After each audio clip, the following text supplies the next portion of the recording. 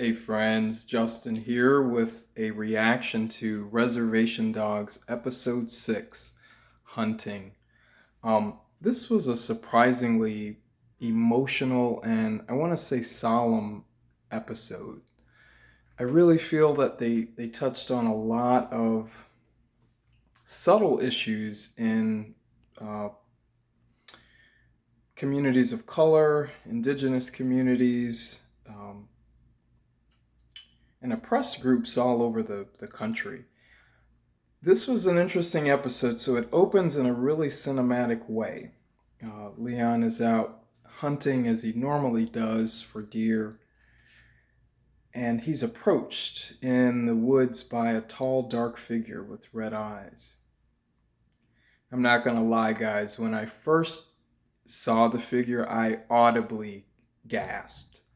It was you know, um, an archetypal horror figure really done effectively. So I'm loving the cinematic elements that they're using. Lore, indigenous lore told in really, really beautiful ways. So that was kind of thrilling. They kind of flash forward a year later, and Willie is waking up on hunting day. So she's excited and she's going to talk to Daniel to kind of prep and pregame before she goes. And I thought that was kind of sweet. I love the banter that she has with him, even in death. You shit ass and this and that and the other. And you kind of understand and find out later on in the episode why the banter is what it is. But I enjoyed it. One notable thing about that conversation is she says, I hope you're up in heaven eating all the catfish that you can eat. And it's interesting that a lot of times oppressed groups relate heaven to being full, to being nourished, to being those times when you're with family and you're happy. And so that was really touching to me because that resonates with me and my own family, where we would go and eat seafood and go get crab legs and different things like that. And it was a really joyful, joyful time. Um, Leon, you know, after the Daniel's passing, he really just hasn't been himself. And hasn't felt up to hunting, but Willie's gonna make sure that he gets out there and keeps the tradition going. And I really like that she felt responsible to do that. One thing that was really notable that she says as she's trying to convince him to go is, I'm not going to be around forever, so we're going to have to take advantage of these opportunities when we can. And I thought that was so notable about the changing generations, about how the younger folks are leaving the reservation and, leaving people that understand tradition and understand the importance of holding on to culture behind. How it's such a culture shift and how it just so eloquently and so brilliantly written into the script here. I'm not going to be around forever. The child is saying that to the parent. I thought that was really interesting and notable. He asks, why do you want to go to California in the first place? And I thought it was interesting that she says, it's the land of Snoop Dogg. It's the land of Dr. Dre. She says, hell, it's the land of Dr. Phil. Basically, anything but here. But, Snoop Dogg and Dr. Dre, that was a time in Los Angeles. That was a time, I lived in Los Angeles from 2009 to 2018. And those glory days of Los Angeles had already long gone by then. So it's interesting that they have this antiquated view of, this paradise of the American dream. She talks about being an MMA fighter, being a gourmet restaurateur, a dog rescuer. But what was really interesting, as they're going along, is Leon says, home is where your people are.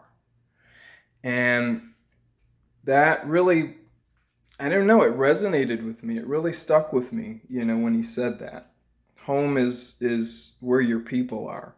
You're not going to get any of this hunting. You're not going to get any of this camaraderie or any of this stuff, in Los Angeles. He says the only hunting you're going to find out there is if you're hunting for Kardashians. I thought that was funny.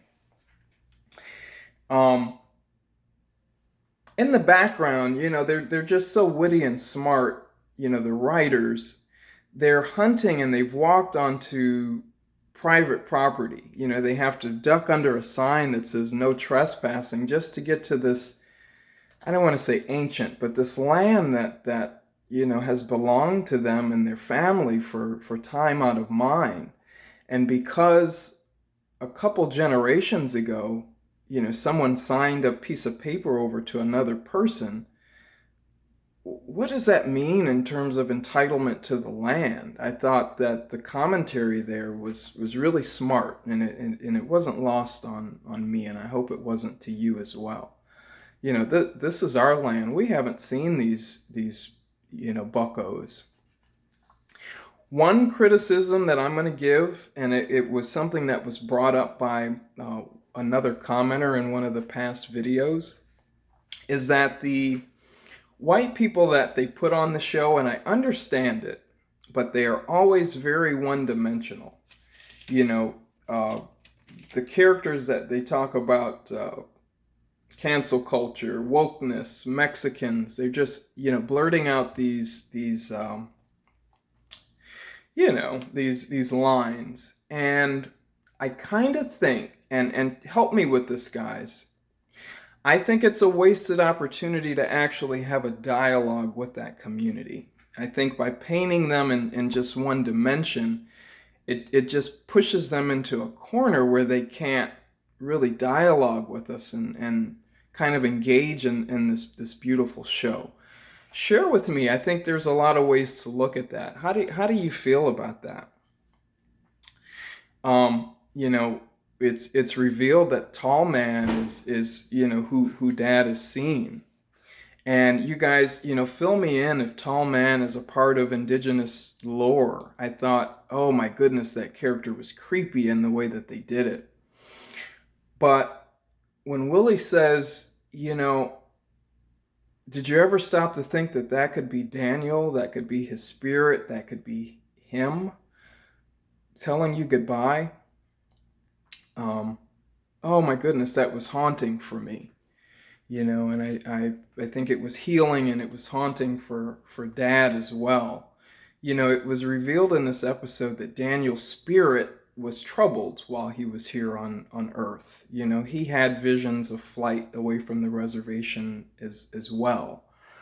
And it's interesting that his death, while we've been looking at it just from Willie's perspective,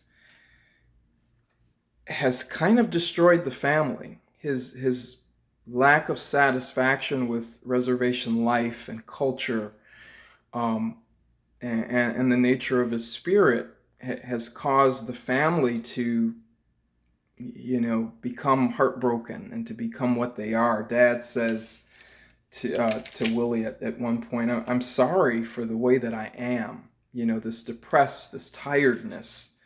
And I just, it really broke my heart just to think about, one person's actions, the effects that it has on a family, the devastation that actions can have across a community, across a nation. It was really, really striking. And, when they finally got Bucky, when they got the deer, I almost got a little bit teary. I didn't cry in this episode, guys, so you'll be proud of me. But when they went by and took the deer in honor of Daniel, his spirit was what it was. His story was not perfect, but they took the deer in honor of his life and of who he was and what he meant to that family. And it was just truly beautiful to me. This episode um, is elevated to me from the last episode. It shows better coordination. The thematic episodes were weaved much more cohesively in with the story. I thought the lore was just exceptional. But anyways, guys, I'm going to jump off of here. I may end up watching this episode again. I enjoyed it that much. Share your thoughts below on some of the themes. What did you find out about Daniel this week that was interesting? What were some of the things that I missed in lore and things that you can enlighten me about? But this was a really great one, guys. And please leave this video a like if you will, a comment about this week's episode, and please consider subscribing to my channel for more movie and TV related content. And I'll see you guys in a few days for the next episode. Cheers.